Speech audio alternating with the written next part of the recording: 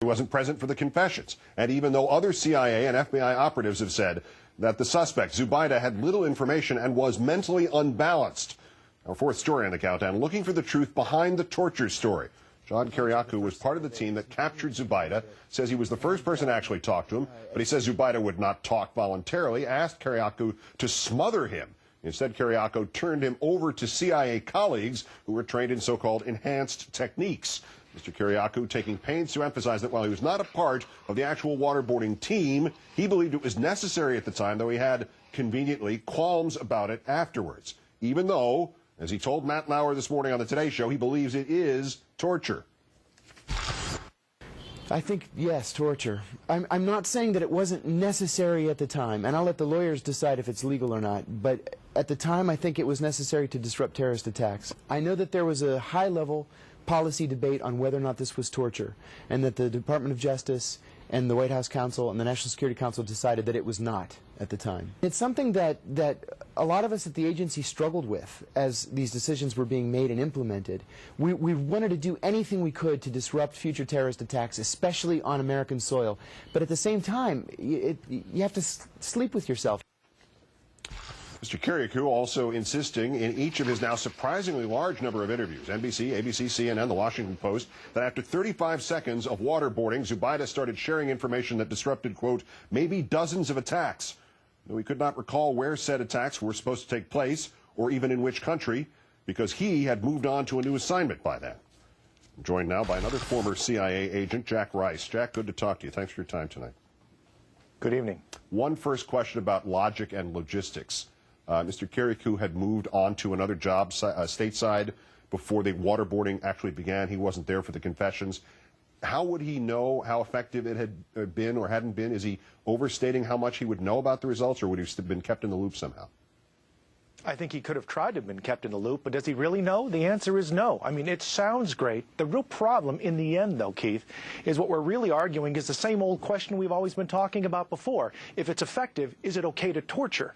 And in the end, if we're actually asking that question and we come up with the wrong answer, it says a lot more about us than it does about anybody else. But is it effective? If he can't give you an idea from firsthand knowledge of what all this, the stuff that this man confessed to, how do we know that the real issue of torture, you don't even have to go to the moral questions first. You go to the results question first, right? And the results generally are, you may get some actual information in there, but you have no idea what's information and what is stuff that's created to just stop the torture.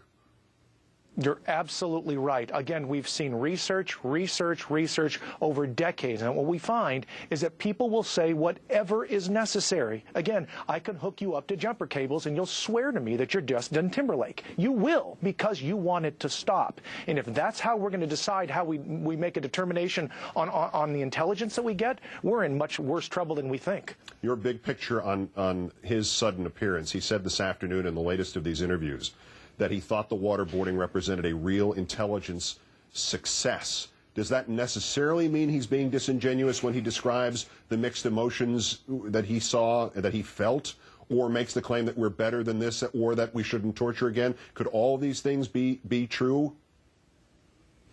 I'm not a conspiracy nut. I never have been, and I don't know this man. But my problem is it comes back to this concept where we'll say it's okay to torture because we got the answer that we wanted. But see, that in itself tells us the broader question, and the biggest concern of all is what we want is a particular answer. If I hook you up to something, if I use water, if I use electricity, if I use all sorts of various techniques, quote unquote, that means I get what I want. We don't want just the things that we want. We want the truth. It's about the effectiveness of it, and that's the fundamental question, let alone the moral question.